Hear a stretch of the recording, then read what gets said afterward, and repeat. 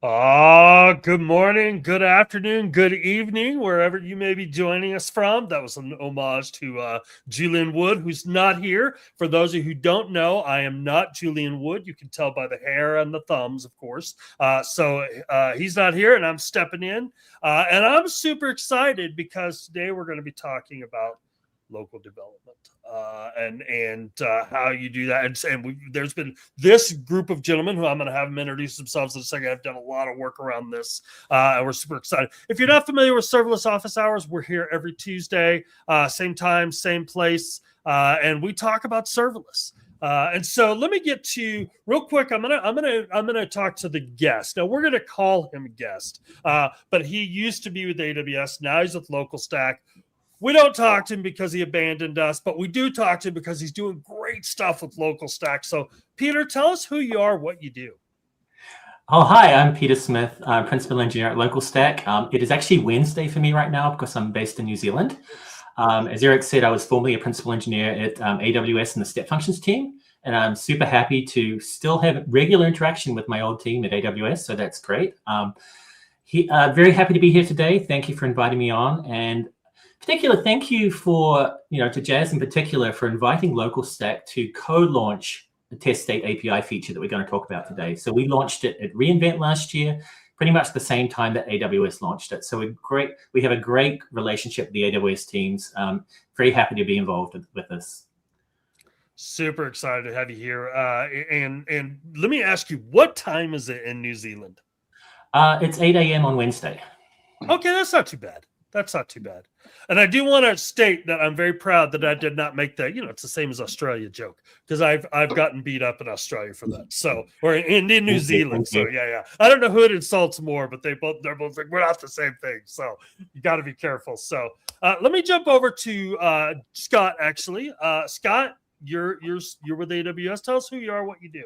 Yeah, so I'm Scott King. I'm a principal engineer for primarily on the Step Functions team. I've been with Amazon for over 12 years, and most of that time I've been involved with workflows. So simple workflow, I was involved with the Step Functions launch in 2016, and now I've recently have been involved with the Durable Functions launch late last year.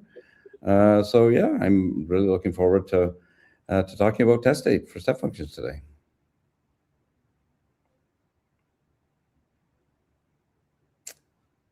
And did we lose Eric?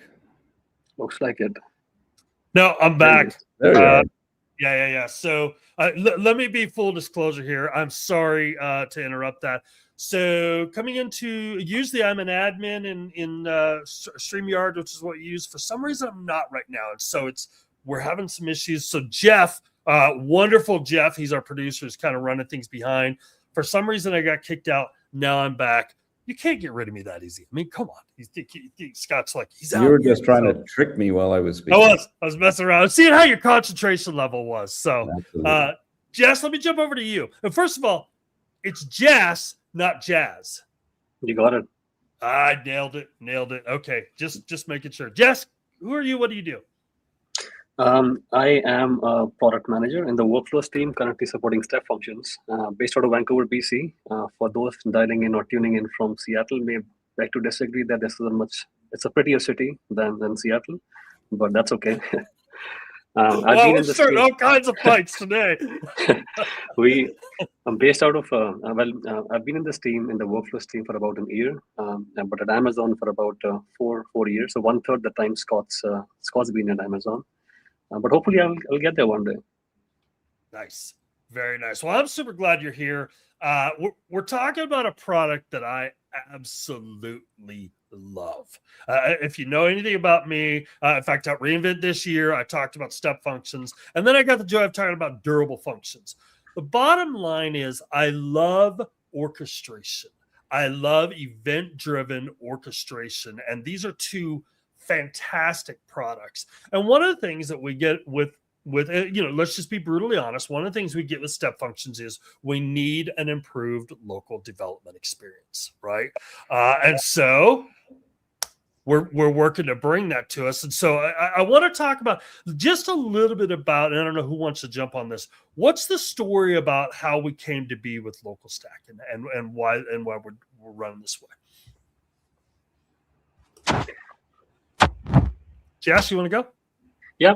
So we started off. So the question was that how did we come to start working with local stack? Yeah. I mean, obviously, So we've never heard of it. We just discovered it. No, that's not what I'm saying. But why this route? Yeah.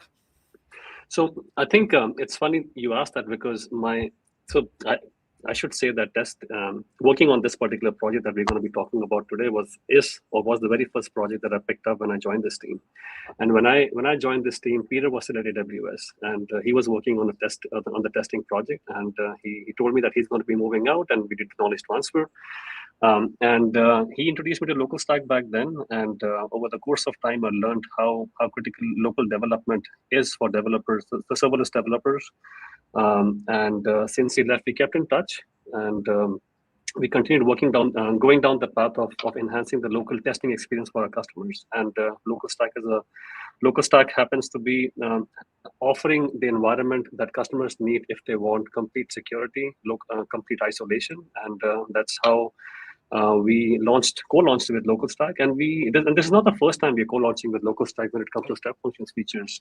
We did JSON data and variables in reInvent. That was also a co-launch, and this is just following those traditions. Excellent. All right. Well, let's get started. Who wants to go first? We're going to show some stuff. So go ahead, Des. No, I was just saying, should we start off with the demo, or should we just start off with just the basic test state? How do you want to do it, Eric? Now let's start with the demo. I would love to see that action and Sure. see where that's heading, and then I want to jump into the test state. I think the test state. I want to go back to the demo. The test state is probably one of the most underaware. When I talk to people, like, God, I didn't even know. It's so powerful, and so yeah. Let's start out with that. So this is your screen, Jess. So why don't you start by giving a little overview of test state and the console and where to find it? Yeah, let's do that. I'm going to start off with, for those who are new to test state, I'm going to show where to find it, what it does, and then I'm going to pass it on to Scott, who will take us through a demo of what did we recently launch and how can you do automated unit testing on step functions.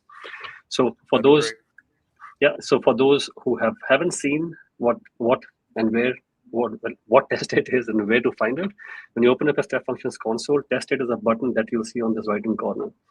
And before I click on this button and show you what it does, I think it's worthwhile for those who are hearing it for the first time, what exactly is test state.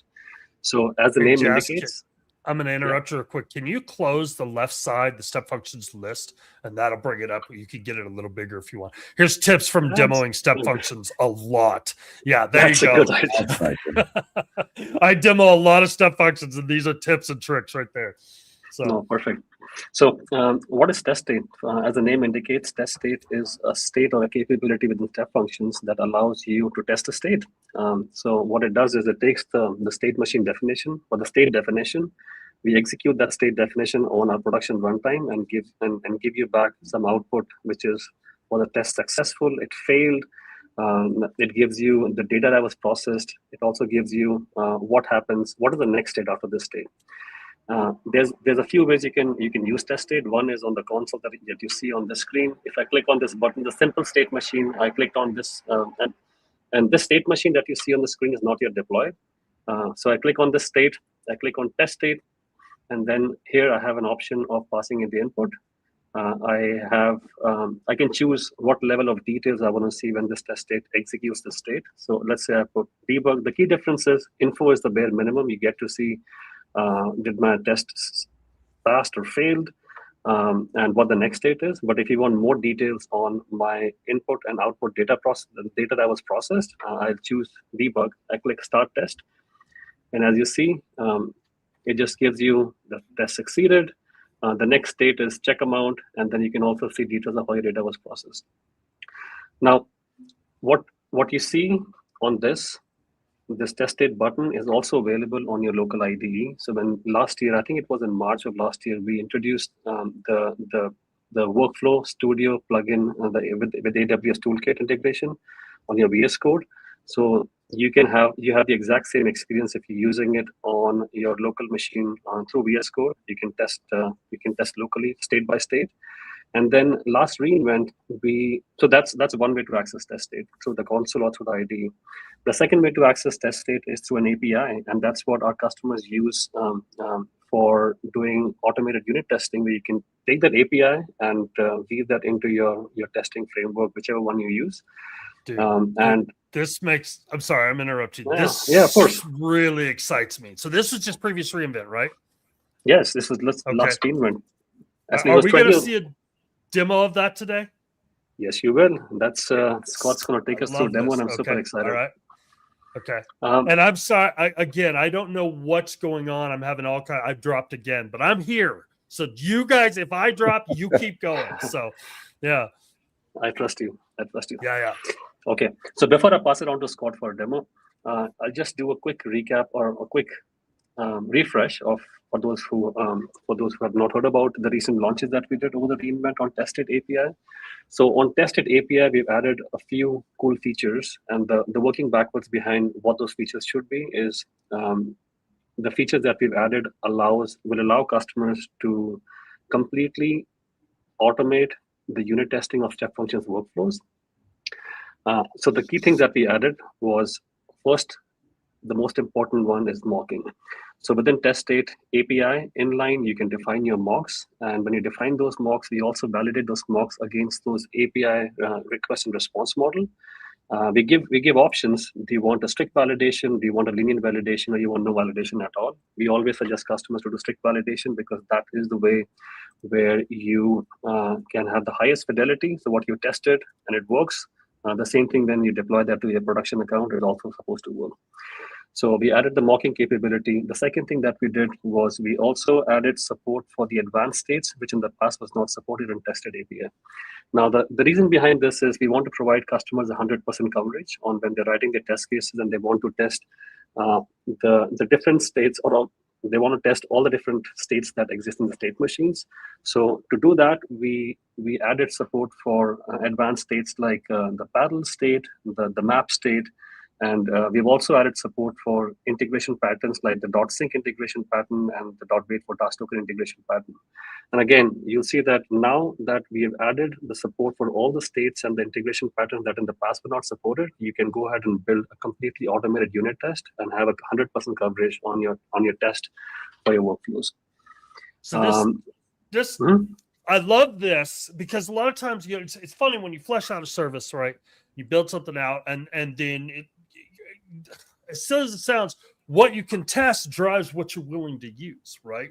And so we tend to go, well, I'm going to avoid this .sync, which, if you're not familiar with the .sync, and there may be some people watching this, if you're not familiar with the .sync, basically that's going to synchronously start a job and wait till it's done and then let you know without you having to poll for that and all that stuff. And that was a really high level, but you kind of get that idea.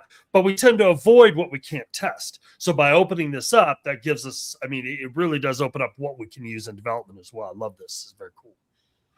Thanks, Eric.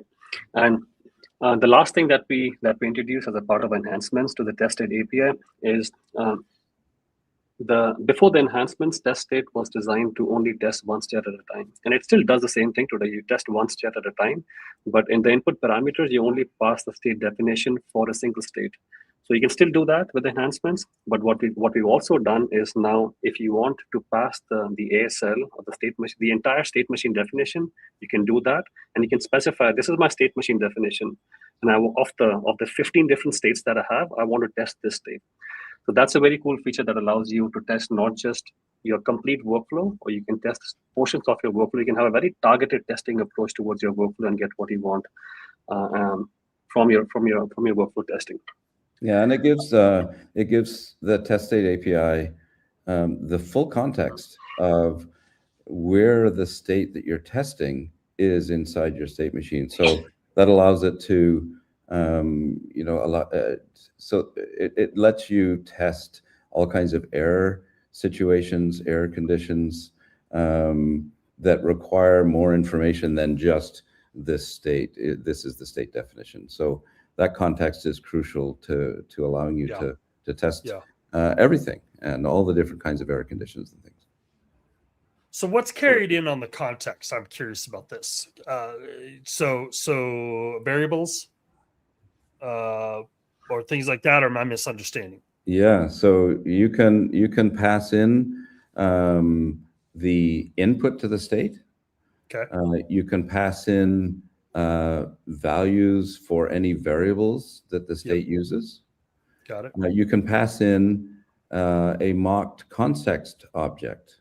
Because the context object contains a lot of information about the state and things like what retry are you on if you're having to do retries because you're getting throttled or some errors are coming back. Right. So you can, and then even if you're using a map state, the context object tells you, well, what iteration am I on? Which item am I processing right now? So you can mock that so that you have control to be able to test, well, I want to test, what my error handling looks like if I'm already on retry number 3, that sort of thing. So you could get, and you can pass that to the API as well. Yes. Okay. So you can get super granular on, look, I want to know if this fails twice, what does that look like? Right. Or if I have a poison pill data, what does that look like? That's really interesting. Yeah, exactly. And that really, as you say, that you might have a retry policy on your state that in a certain condition retries twice and then fails with and a catch block might then handle that error. Well, you can test every single retry and make sure that the back off, the wait time between retries is correct, that Right. you've caught the correct error when it eventually fails, that it's going to go to the right place, that it constructs the right output and all that sort of thing. So you can test every aspect of your error handling that way. Very cool.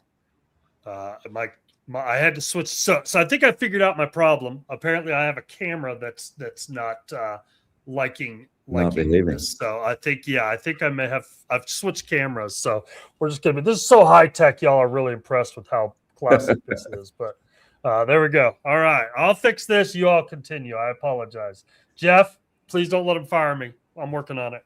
So all right. Okay. So all right. Go ahead. There's one last thing that I'm going to call out in terms of enhancement, and then I'm going to pass it on to Scott because I know most of the people on the stream are very interested to see what's coming, but they want to see tested API in action. So I won't hold them off. The only other thing that I'll say in terms of the enhancement that we launched in support for the advanced states was some of the advanced. So the mental model that we had when we were solving this problem was we want to enable customers or developers to unit test their workflows, and the intention is the control flow logic of the application. As you know, so step functions integrates with a bunch of different services. What we really want to unlock here is the ability to test the flow, the control flow of the step function state machine that you've written. So as we added support for these advanced states, like the parallel state or the map state, it's important to call out that when you're testing those states, you got to mock. You got to provide a mocked value when you're building those test cases. The same goes for if you're testing an HTTP or a task state, for example. The mocked responses are needed. So because you're not testing what's happening outside your logic or outside your control flow. So that's key to call out. With that, I am going to pass it on to Scott, who's going to take you through tested API in action. Okay. So what I'm going to show you is a sample state machine. And then I'm going to show you how to write some tests to test different kinds of scenarios. And I just want to show one thing. You're sharing my screen now, and I'm going to show you one thing, which is if you wanted to test this on the command line using the AWS CLI, you can call, and I'll make this bigger so you can see it. You can call AWS step functions test state.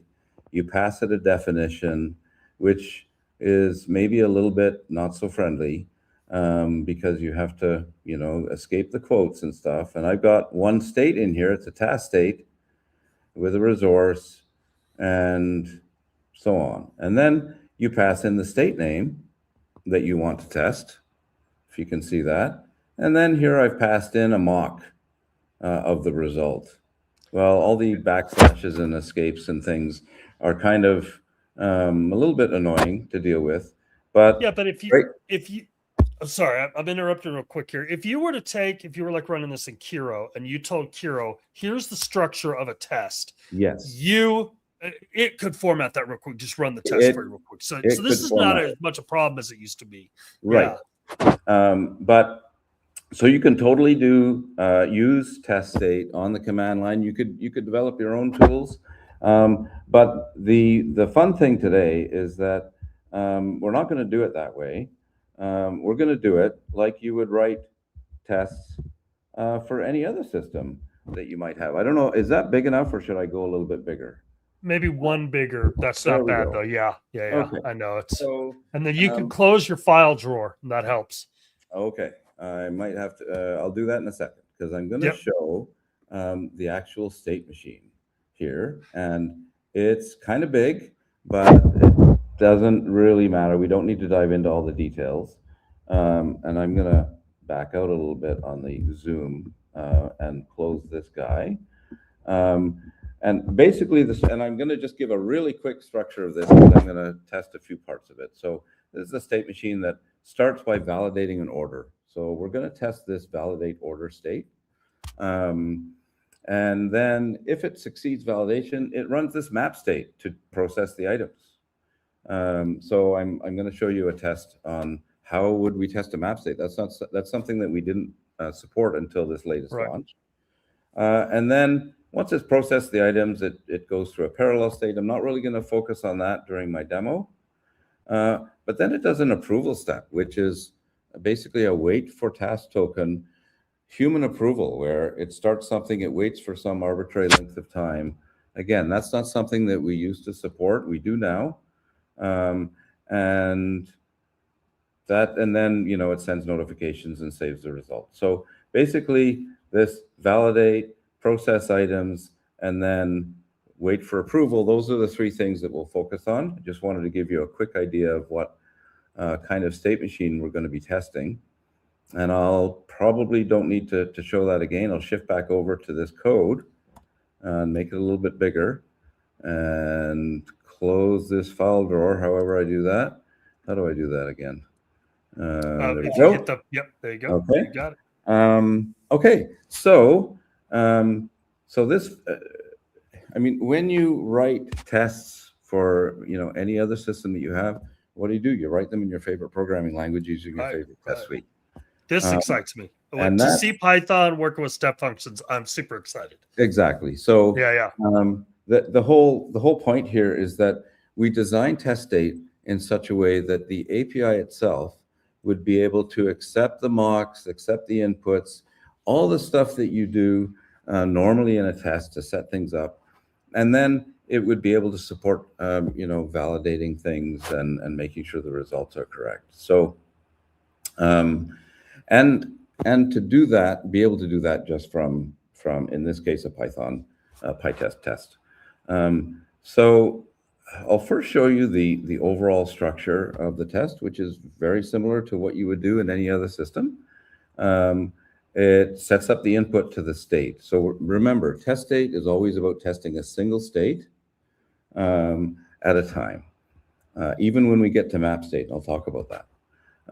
So we first just set up the input to the state, which is just a normal JSON object. And then in this particular case, I'm not going to use mocking in this first example. I'm going to show you what you can do and what you used to have to do. This validate state is a task state which calls a Lambda function. This is actually going to call the Lambda function. And so what would you do if you're wanting to validate what the output of the Lambda function is? You're going to create an expected output. Right. So that's what I've done here. And here's the fun part. if I go back up to the top here, you see that we have a fixture that's passed in called runner. And by the way, this is an example framework that we're putting together. It's not quite done. We're not quite finished, but I think we're planning to publish a blog post about this with the code. I'm using an early version. But basically you get this runner fixture, which is able to do all the stuff for you. And it's written in a Fluent style. So you basically just start with the runner. You call the with input method to supply your input. In this case, because I'm actually calling the real Lambda function, I need a role. So I can supply the role arm. And then there's the execute method. Well, that's the one under the hood that actually calls test state for real in the region that you set up. And it takes one argument, which is the name of the state. This already has configured the definition of the entire state machine. So it will pass that automatically as well to set state. So it'll pass the state machine, it'll pass the input, it'll pass the role arm, and it'll pass the state machine definition and the state name, and then it will call test state with this execute method. Waits for the response, and then remembers all the stuff. But then we, in this particular framework that we're putting together, there are a number of assertions. So you can do your assertions, or at least a lot of them, right in line. So assert that the execution, that the state actually succeeded. Assert that the next state is the correct state that I expect to go to next. All right, so that's the style. After you do this, you can also use some other methods to, for example, get the final output of the state. And here, since it's a real Lambda function call, Lambda returns a whole bunch of other stuff around the actual payload. So I'm just going to grab the payload out of it. And then I'm going to do a regular assertion like I might do to check that the validation output that really came back from the Lambda function is what I expect, which I set up above here. So that's the test. And if I run it, then it runs, and it's running it, and it finished, it passed, and that means that it actually called the Lambda function for real, and it returned the expected result, and it passed. Okay, so I have a few questions on this, and you can tell me, hey, Eric, you're jumping ahead stuff. But number one, so for this example, the step machines, the step functions already deployed. It's not deployed. We have not deployed anything. It is defined in this package that I have loaded into VS Code. So the Lambda's not deployed either. Lambda functions. The Lambda, in this case, the Lambda is deployed. Yes. Okay. All right. Okay. So I see. So you're, and that makes sense. Because you said you're not using mocks. Yes. You could use mocks instead. But in this example, you're saying, okay, the supporting resources, the DynamoDB, the Lambda function, the whatever, we've deployed those. Yes. But the step function doesn't exist. Doesn't have to be deployed. No. Right. It exists in that you have a definition. You were saying, look, we've already defined it, stuff like that. But okay, all right. Now I'm with you. This is super cool. Okay. So, well, what are you going to do? We were previously you were limited to actually calling the real API or the real Lambda function.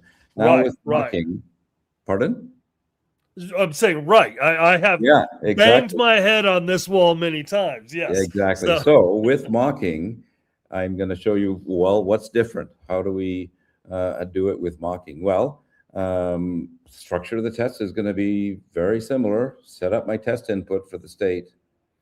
In this case, I'm setting up what I want the mocked result to be. So remember, we're testing a task state which calls a Lambda function, and the way step functions normally works is that it will actually call the Lambda invoke API to call your function, wait for the result, and then it sets the result to make it available to the rest of your state. By mocking the result, it will not call the Lambda function, but still set the result to the mocked result that you supply it. So what's different? You're going to call this runner down at the bottom. You're still going to supply your test input like before, but instead of supplying a roll arm, I don't need to do that anymore because I'm not actually calling the Lambda function. I'm going to give it this mock result, this validation result that I just supplied, defined up here. That's what's going to actually come back as the result, mocked result. Then I execute it. So this is actually going to call the test state API, send it the definition, send it the validate order state that I've specified right here, send it this mocked result, and when test state API is running your state and gets to the point of saying, hey, I need to call this Lambda function, it's going to say, wait, no, I have a mock result. I won't call the Lambda. I'll just set the result that it would have returned to this validation result. And everything else is the same. I assert that it succeeded, I assert the next state, and so on. And I've got another part to this that I'm going to show you in a second. Okay. But that's run this. How fast is it? So now I can run it, and it's done. Okay. Okay. So we had a question come in. Interesting question from Nicola Starzia. Sure, I'm saying that wrong, so I apologize. Thank you. If SFN is not deployed, do I need a role from any account? So I'll need all other resources, isn't it? So they're asking the role. What do you need it for, and what's it doing? Right. So you need to set up your credentials as usual, just to be able to call the test state API in the first place. But the role is what Step Functions uses when it needs to call an API from the state machine that it's running. So if you're mocking a result, then it's not actually going to call the API right from your state machine or from that state. So therefore, it doesn't need that role. So the role. I think yeah, go ahead. Go ahead. Well, I think this is an important distinction as we're working through this. So I'm going to say this, so you tell me if I'm right or wrong. Going back to when we're actually calling the Lambda function, what we're saying is, look, I'm using, so normally I would use my own personal, I have my whatever credentials I have locally. But we're also saying, okay, that's going to invoke the step function, but we need to tell it the role that the step function's using to invoke the Lambda. Yes. And this is really good because so many times we tend to test the Lambda directly with our, because come on, right. Let's be honest. We all have admin roles in our local credentials that we're using. And so this lets us test those roles in actuality to see, do we have the right, credentials in place. So that's really interesting. Yeah, exactly. And this role should be defined theoretically already in your template. Yes. Does it need to be deployed? The role needs to be deployed. Yes. Okay, because that's a supporting resource. Yes. Okay. Excellent. Okay, very cool. Okay, now here's a little bit of a fun part. One of the criterion that we set to ourselves when we were designing this enhancement to test state was that we should design the test state enhancements in such a way that I should, as a developer, should be able to come along and write my own test runner that could just step through all these states without having to know the structure of the particular state machine. In other words, it would be really nice if you had a little test runner that you give it a state machine definition and it can just say, oh, let me start at the beginning, call test state on the first state, get the output, feed it into the input for the next state, call test state on that, and keep going. And so we made sure that test state returns everything you need to be able to know what's the next state, what was the output from the first state so that I can feed it into the next state, and so on, so that you could write such a generic runner. Okay, so yeah. So all right, I have to dumb it down. Maybe that's not the right word, but let's talk it in Eric language. So if I'm understanding you right, just by defining the step function, you're defining the tests in some ways, because you're saying these are the structures, stuff like that. And now my runner interprets that and can run a test on it, knowing the outputs and inputs. Yes, you could write such a thing. And I'm just going to demo here briefly. That's talk. You're crazy, Scott. I am crazy. I know that. So I'm going to uncomment the second part of this particular test. And I'm going to show you what's going on here. So remember, step one, we just did the runner and we asserted that it succeeded, and the next state is check validation. Now I've uncommented this part. I'm going to get the output from this run of the validate order state, and then I'm going to run the runner again with the output from the first state as the input to the second state. I don't need to have any mocks for this one because this is actually a choice state, so mocks don't apply here. It just makes the decision and runs the logic. And then I'm going to run it. So here I'm saying run, execute the check validation state. It's the same one that we asserted, hey, make sure that that's the next state. And then I can do my assertions. So I've done it sort of manually by just writing it out here to illustrate that, okay, it is possible to find out, well, what is the next state? What is the output? And then you could write some code that sort of automated this a little bit more. And I'm not sure if we're going to supply something like that when we publish our blog, but it's something that you can do. And I'll just run this one quickly, and it should also succeed because now it's going to run test state on 2 states. It finished, so it ran it twice. It ran it on validate order, then it ran it on check validation. And that's crazy. I love this idea of these inherent tests. Literally, because you're talking to a guy who can't write a test to save his life. I never tested until Kiro came around. Let's just be honest, okay? I'm like, yeah, I'm sure it'll work. It didn't work in production. It always works the first time. Exactly. Well, yeah, of course it does. Well, I'm the guy who gets it working but can't tell you why it's working. So this is great. Okay. Very cool. So let me get a little more advanced here. Here's the map state that I talked about when I showed you the diagram of the state machine. This is something that we didn't support before the latest update. If you tried to pass a map state to test state, it would just give you an error. Well, now it works. But let me just explain a little bit about this, because you might be thinking, well, a map state, it actually contains other state inside of it.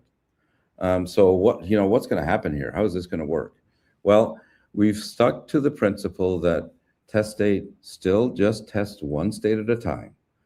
So if you ask it to test a map state, it's not going to run all the inside states and go in the loop and do the iterations for you. No, it's not going to do that. It's just going to run the map state. Well, what does that mean?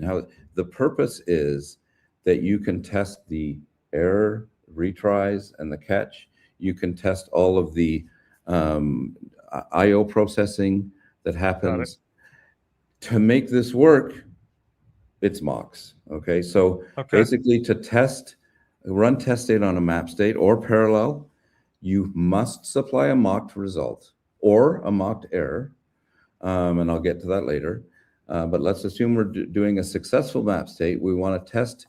So you create a test and you say, well, suppose all my iterations ran and succeeded and produced this output. Well, what does it look like? Here we go, map result. Maybe I need to make it a little bigger. And here I've just created an array of 2 objects. So I'm saying, let me set up my test as if all the iterations produced these. Let's say it was 2 iterations. Here's the result from the first one. Here's the result from the second. I can set up what those results would have been and supply them as with mock result. Supply them as the mocked result for the map state itself. So it doesn't run all the inner states, but it mocks the result that would have happened by running those inner states. And then you can test and check and assert that the final output of the state was correct and so on. Does that make sense? Yeah, it actually makes a ton of sense, and the logic behind it makes sense because it feels like, okay, so what you're doing here is I'm testing the framework of a map. What does it take in and what is it kicking out? I don't care what it does inside of it. What I want to know is before I come in and after I come out, did that all work? Right? Yeah. Now, if I want to go in and say, now I want to test those chained things in a map, then I can go back to your previous one and I say, okay, my test state is this. And now I can start, like you were saying earlier, I could say, and let's say it's the second retry or the fourth iteration Right. or stuff like that. That makes total sense to me. Yeah. Yeah, that's the cool thing is that you can provide, for example, in that mocked context object that you could provide, there's a map field in there. When you're in a map state, you get a map field that tells you what the current iteration index is and what the current iteration's value is from the array of inputs. And so you can mock what that is. And you can say, well, actually, I'm on iteration 3, and this is the value. And why is that useful? Because you can then examine the outputs to find out, well, what value would the map state have passed to the inner state machine on that particular iteration? Okay. Did I do my I/O processing and construct that input correctly or not? So this really helps you understand at a granular level. I love Yes. this. And so you can check to make sure that all your JSON auto expressions are producing the right results based on the input you provide, and that your inputs to your iterations are as you expect. But then what you mentioned as well is that, well, what if I want to go and actually test some of those states that are inside? Yeah. Well, then that's fine. You can use test state to find out, well, did I get the right input to that inner state machine? That's one test. And then you create another test saying, well, I know it's correct, generating the correct input, so let me just mock that as my input to one of the inner states or the first inner state and run test state on that. So again, you're doing it one by one, but you're able to test the results of each individual state as you go. Okay. All right. So now I want to shift gears here for a second here, because I know you didn't just bring Scott because he's pretty. I'm sorry, Peter, because he's pretty. What is Local Stack doing here? So explain that to me. So they're obviously in this. So Peter, I want to be conscious of time. So I want to give you some time. Show us what you've got.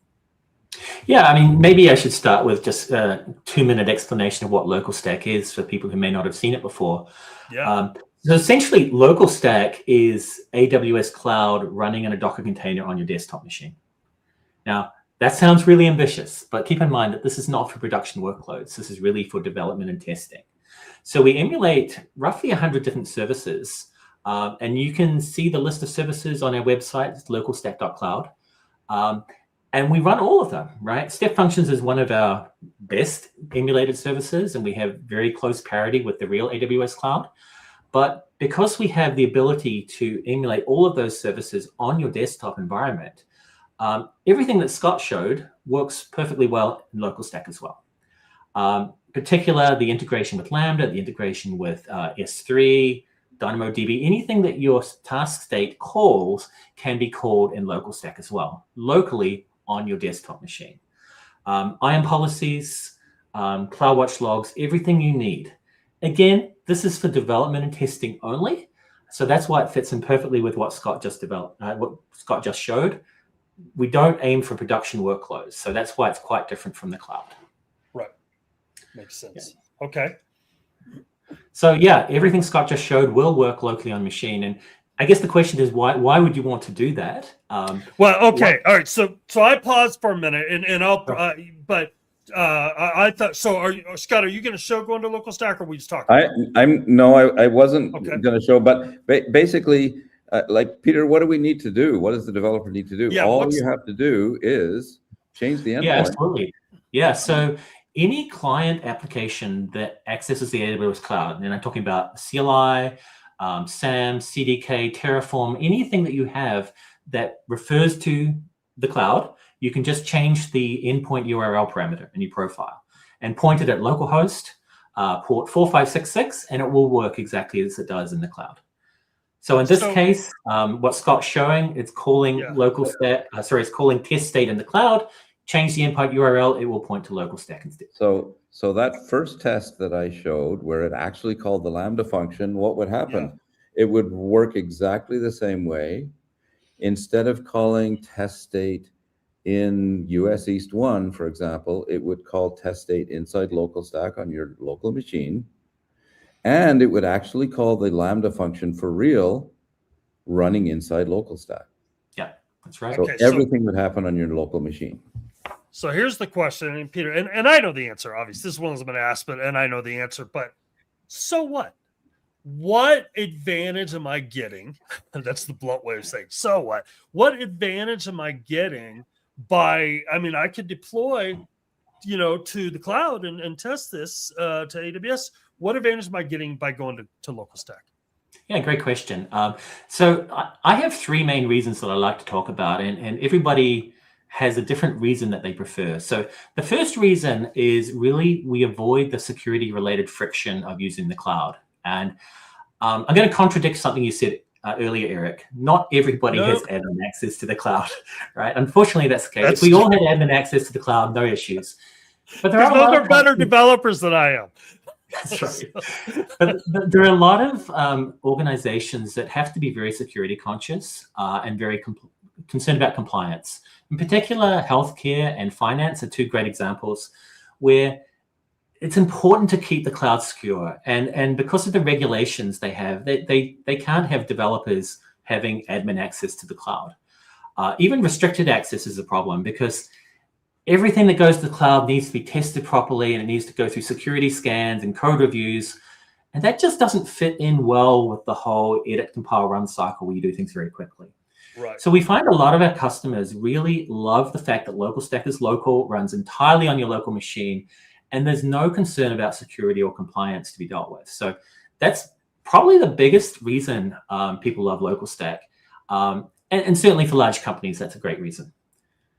Now, the second reason is probably more relevant to a lot of developers is cost, right? When you're developing in the cloud, there's always a concern about cost, right? It's like, if you accidentally leave something running, we've all kind of left an EC2 instance running over the weekend or an RDS Postgres instance, or even sometimes have an infinite loop just firing off Lambda functions. At the end of the month, you get a bit of a surprise bill, right?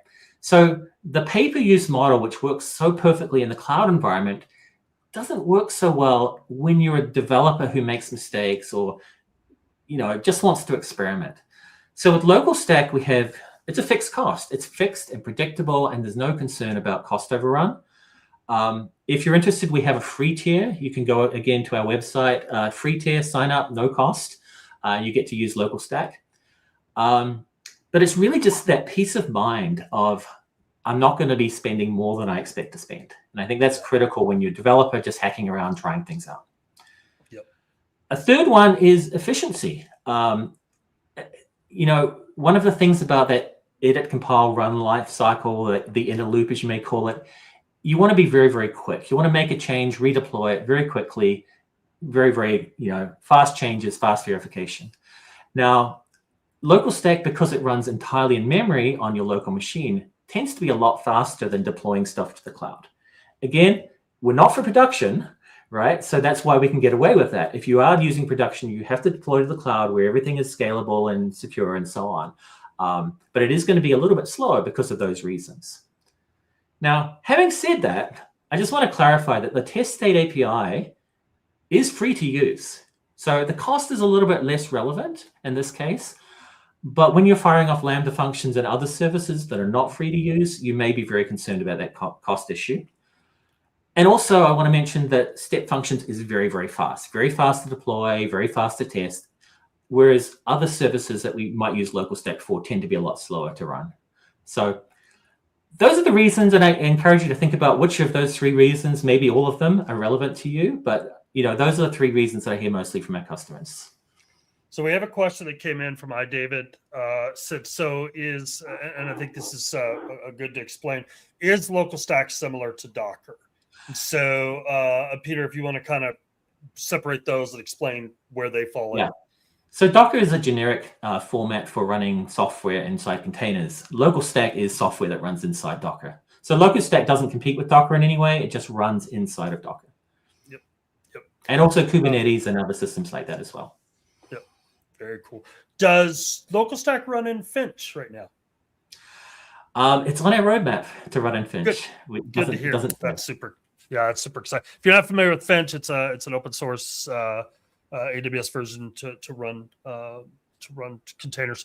So here's the question for you. Kind of want to come around to this. And I've got several actually coming in, but one thing is we've done a lot of work around, and Jess and Scott, you can probably address this as well. We've done a lot of work around SAM with LocalStack, and so this iteration cycle moves very fast with SAM. Maybe it's not a question. Maybe I'm just making points here, but can you kind of walk through how that helps with the step functions and how would you use SAM and some ways of doing that, or how that kind of that, because you talked about it, and this is the advantage I see. One, as a developer, I love the idea of nothing leaving my machine until I'm ready for it to leave my machine, right? So running this local, and so I tend to, I'll use LocalStack for a lot of things. There are some things that I'll push out that I want to test, but LocalStack comes in a lot. So that's one thing. Also, that speed of deployment is really important to me. And so those are my two big ones. Most of what I'm building is proof of concept for AWS, and so cost is a factor, but not one I have to worry about. So that's not the one that comes to mind. But I'm curious about how does SAM work in this instance? Jess, you want to take that one? So I should unmute myself.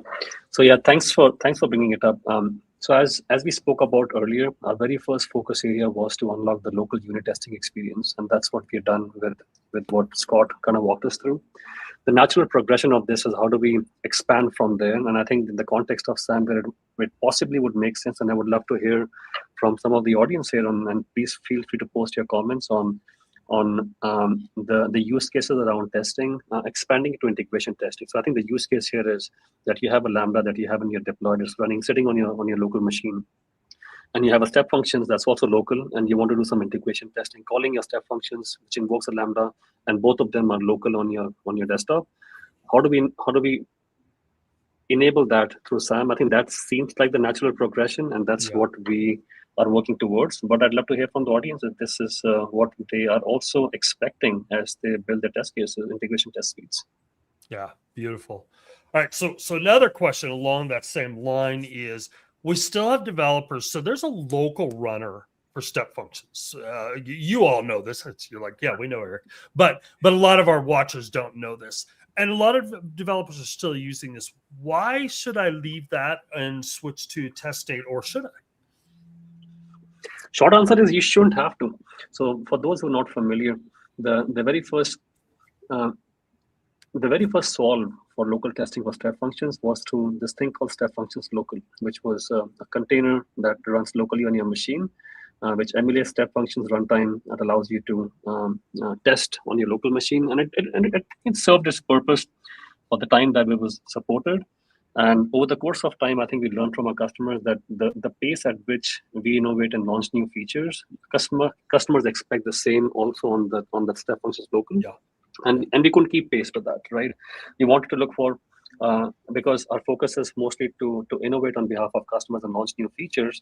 And of course, when we had to pick one versus the other, it's always, okay, let's launch new features. And then the local emulator that we had couldn't keep pace. So we're looking for ways in which, how can we kind of serve both those needs, where we can scale and make those features available in real time as we launch new features and step functions, and they're also available to be tested locally.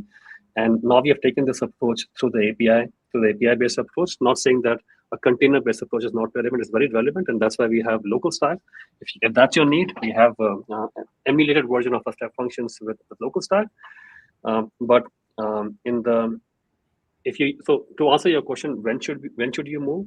Step functions local offers a bunch of local emulation capability for step function. If you're using it, if you have your test cases built based off on step functions local, I'd suggest you should continue using it. But if there's certain features that you cannot test locally, which were never launched on step functions local, I'd suggest incrementally moving those test cases onto using tested API. I think having a hybrid approach is the best way to move forward. Okay. I absolutely love this idea of API for testing step functions and seeing because we could go into is ASL code is there's all these debates we go, which I'm not trying to pick a fight, I'm just throwing that out there, and so seeing Python to test my step functions, that's just, I don't know how to say it, that's cool. That is super cool. And let's be honest, I've worked with all three of these folks, and at different times you've all come and showed me something. It's just cool. Y'all build cool stuff. So Peter, you don't because you've left us, but you do because of where you are. So I'm not bitter, grudge holder, but you know what I'm saying. But with that, we actually do have a hard stop here in just a few minutes. So I'm going to do y'all have any shameless plugs that you want to throw out? Oh gosh, I could do that for hours. You don't have an hour. I'll give you half of one.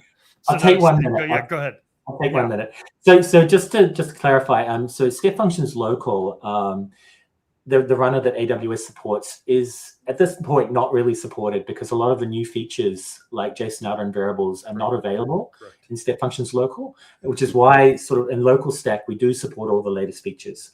But step functions local does have this really cool mocking ability that we also implement in local stack. So we made the decision about 6 months ago.